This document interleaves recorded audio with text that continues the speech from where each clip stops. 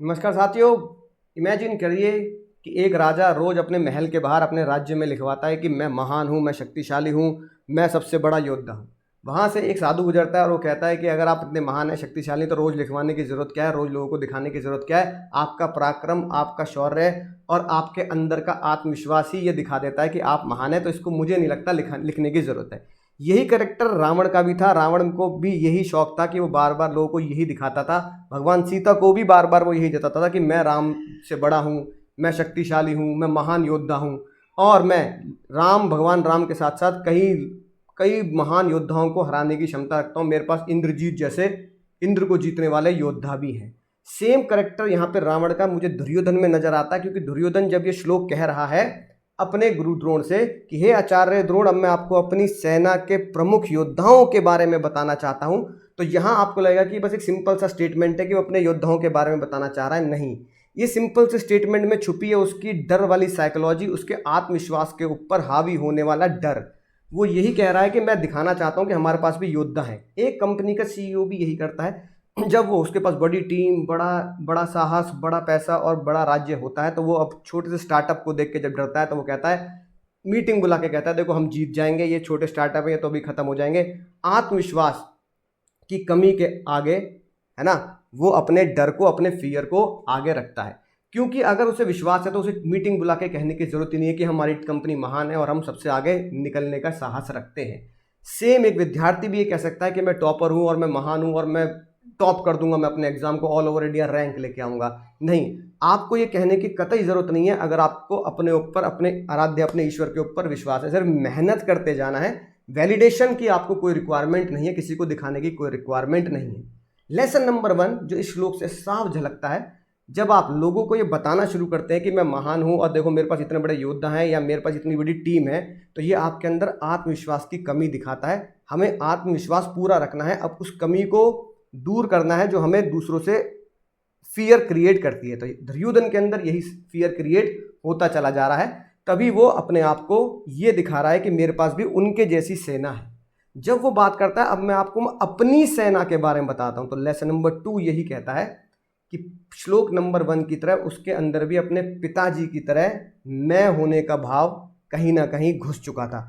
वो भी कह रहा था मैं अपनी सेना दिखाता हूँ। वो कह सकता था, द्रोण हम अपनी सेना, आपकी सेना है ये, आप सेनापति हैं, ये भीष्म पितामह की सेना है कि उन्होंने अपने हमारे राज्य को इतने सालों तक सुरक्षित रखा है, लेकिन उसने बोला मैं अपनी सेना दिखाना चाहता हूँ। यानी कि मैं का भाव उसके अंदर ईगो क्रिएट कर चुका है कि मैं महान हूँ। ईगो कोई बुरी चीज़ नहीं है ना, ईगो बुरी चीज़ नहीं है। बस बाबूजी कहते हैं कि ईगो में आप अपने आप को महान मानो, लेकिन सामने वाले को खुद से ऊपर महानतम रखो। लेकिन यहाँ सामने वाले को महान नहीं मानने के बजाय खुद को ही वो महान बताने की कोशिश कर रहा है कि देखो मेरी सेना है, मेरी नारायणी सेना है, मेरे पास ये योद्धा मौजूद होंगे, मैं उनके बारे में आपको बताना चाहता हूँ। सेकंड लेसन, ईगो आपको कभी पीछा नहीं छोड़ती। चाहे आप किसी भी फॉर्म में, किसी भी युद्ध में लड़ रहे हो, हमेशा ईगो को सरेंडर के भाव से आपको कलेक्ट करके या साथ में लेके चलना है।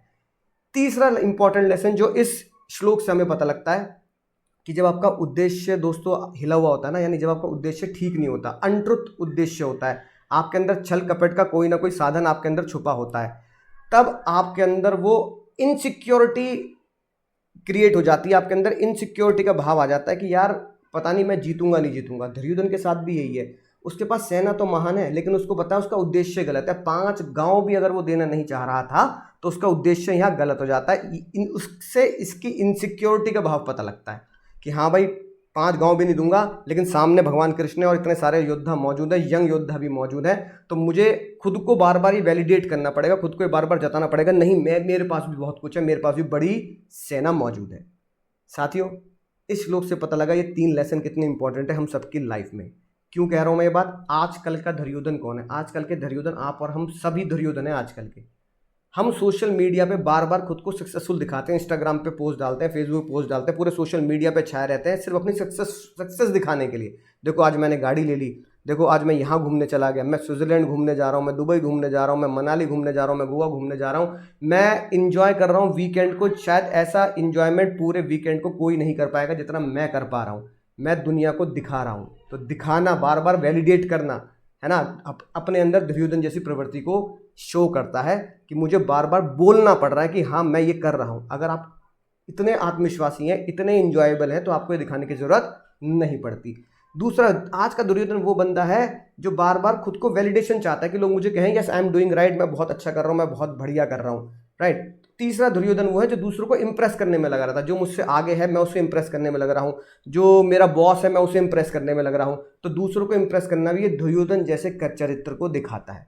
तो आज के दुर्योधन बनने के बजाय आज के कृष्ण भक्त बनेंगे तो मुझे लगता है हम बेहतर तरीके से आगे निकल पाएंगे, क्योंकि आत्मविश्वास कभी भी चिल्लाता नहीं है दोस्त, आत्मविश्वास कभी भी चिल्लाता नहीं है, आत्मविश्वास खुद ही अपने आप को प्रूव कर देता है। तो दुर्योधन की सबसे बड़ी समस्या सामने वाली छोटी सेना नहीं, सबसे बड़ी समस्या अपनी बड़ी सेना पर आत्मविश्वास ना होना है, और हमें इसी विश्वास को जीतना है ताकि हम आगे कृष्ण के साथ हैं तो छोटी सेना भी हमें जरूर लक्ष्य तक लेके जाएगी। तो मिलूंगा अगले श्लोक में, तब तक स्पिरिचुअल डॉक्टर को साथियों सब्सक्राइब कर दें और शेयर कर दें।